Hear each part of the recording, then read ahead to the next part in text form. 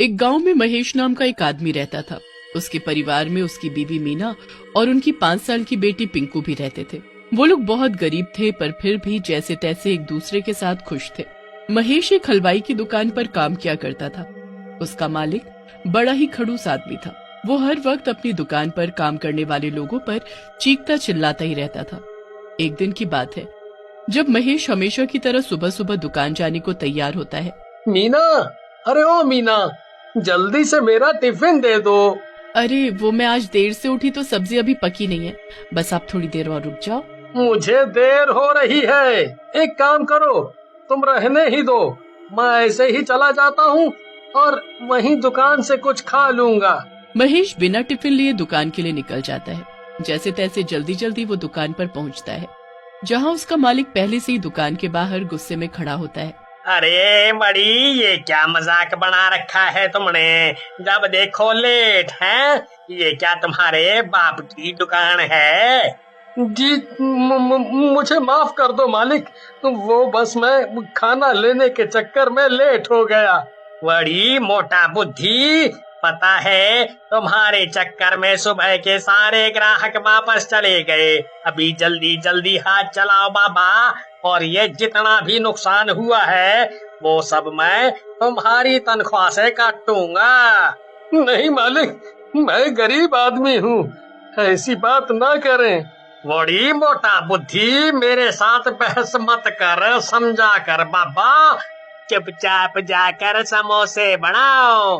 बेचारा महेश चुपचाप जाकर समोसे बनाने लगता है। उसके हाथ के समोसे हर जगह मशहूर थे।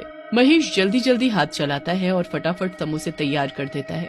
अब दोपहर हो जाती है और सबका खाने का वक्त हो जाता है। महेश उस दिन खाना लेकर नहीं आता। फिर उसका एक दोस्त जो वहीं काम करता है, वहाँ आकर खड़ा होकर उसे देखने लगता है और उसे बोलता है, अरे महेश, क्या बात है, आज तू खाना नहीं खा रहा? अरे भाई, आज मैं खाना ही नहीं लाया। ओहो, पर तेरे लिए तो मालिक अंदर समोसे रखवा कर गए हैं। समोसे? क्या मेरे लिए समोसे? और मालिक क्या बात कर रहा है, वो इतने खड़ूस, और मेरे लिए समोसे? अब तू इतना मत सोच और चल, जल्दी चल, वरना सारे समोसे ठंडे हो जाएंगे। दोनों अंदर जाते हैं। हरी अपना खाने का डब्बा खोलता है और वो खाने लगता है, और महेश समोसे खाना शुरू करता है। दोनों दोस्त आपस में बात कर ही रहे होते हैं कि अचानक महेश का सर घूमने लगता है और फिर उसे उल्टियां होने लगती हैं। भाई भाई, मुझे मुझे बहुत बहुत अजीब लग रहा है। अभी तो तू बिल्कुल ठीक था, आखिर तुझे हुआ क्या? समझ ही नहीं आ रहा, बस मेरा दम घुट रहा है। मुझे जल्दी बाहर ले चल, जल्दी बाहर ले चल। हाँ हाँ, तू परेशान मत हो, मैं अभी तुझे बाहर ले चलता हूँ। हरी जल्दी से महेश को बाहर लेकर जाता है। महेश की हालत और खराब होने लगती है। हरी जल्दी से महेश के लिए पानी लेकर आता है। हरी महेश को पानी पिलाता है, पर महेश के गले से एक बूंद भी पानी नहीं उतरता। उसकी हालत और बदतर होने लगती है। उसे बार बार उल्टी आने लगती है और उसका सर बुरी तरह घूम रहा होता है।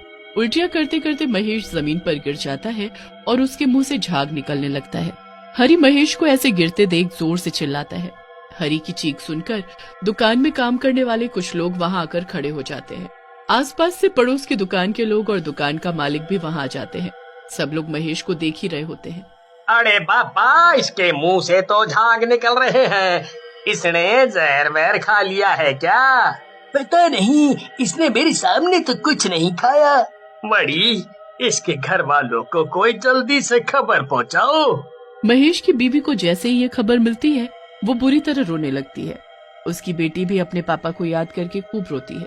किसी को समझ ही नहीं आता कि आखिर महेश की मौत हुई तो कैसे। कुछ दिन सब ऐसे ही चलता रहता है। महेश की जगह उसके मालिक ने किसी और को समोसे बनाने के लिए रख लिया था। फिर एक दिन जब वो नया आदमी समोसे बना रहा होता है, तो ऐसा महसूस होता है कि उसके पीछे कोई है। उसने पलट कर देखा तो वहाँ कोई नहीं था। तू कितना भी इधर उधर देख ले, पर तुझे मैं दिखाई नहीं दूंगा। राजू अपने समोसे बनाने में लग जाता है, पर वो भूत बिना राजू को पता लगे सारे आलू में ढेर सारा नमक भर देता है। राजू अपना समोसा बनाने में लगा ही रहता है। समोसे बनाते बनाते उसे अपने आसपास बार बार किसी के होने का एहसास होता है, पर उसे वो भूत नजर ही नहीं आता। राजू के सारे समोसे तैयार हो जाते हैं।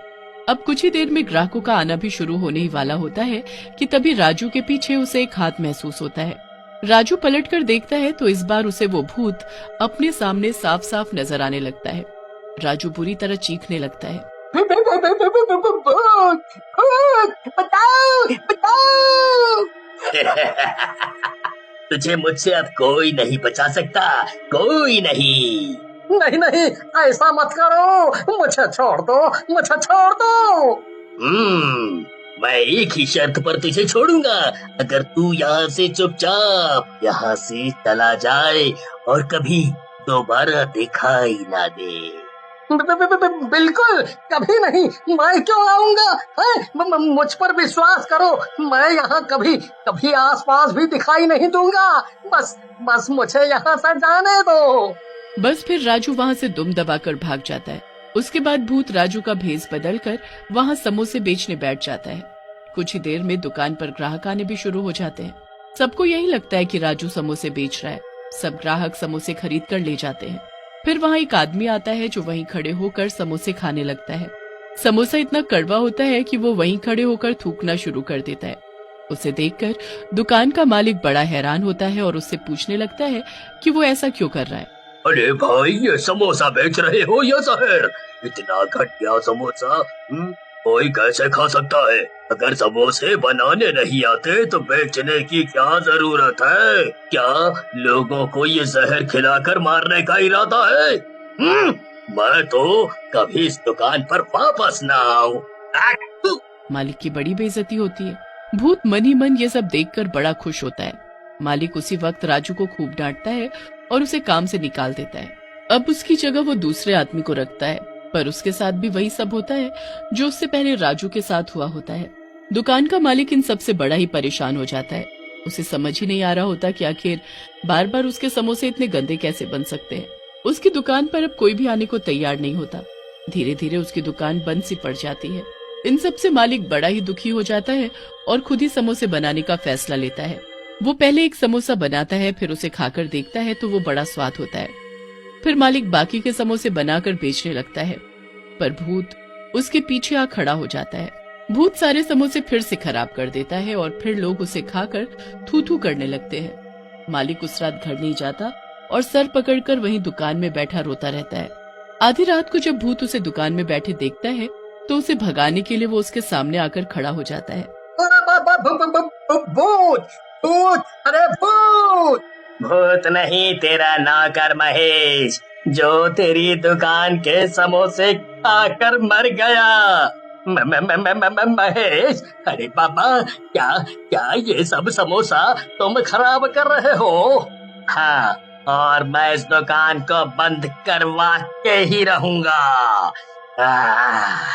अरे बाबा, पर मेरी इन सब में गलती क्या है?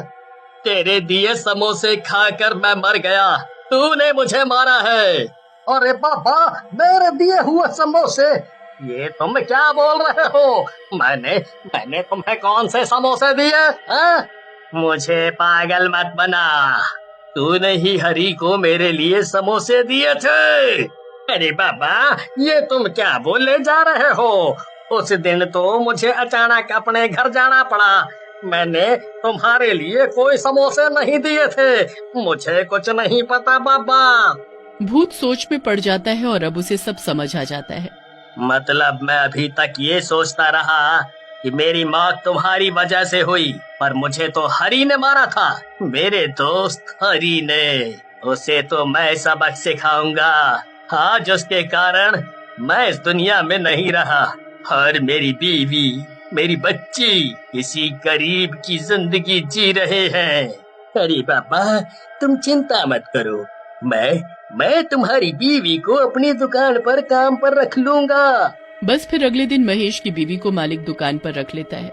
महेश रोज अपनी बीवी की समोसे बनाने और बेचने में मदद करता। महेश के घर की और मालिक की दुकान के हालात फिर से सुधर जाते हैं, पर महेश का भूत उस हरी को किसी भी दुकान में टिकने ही नहीं देता।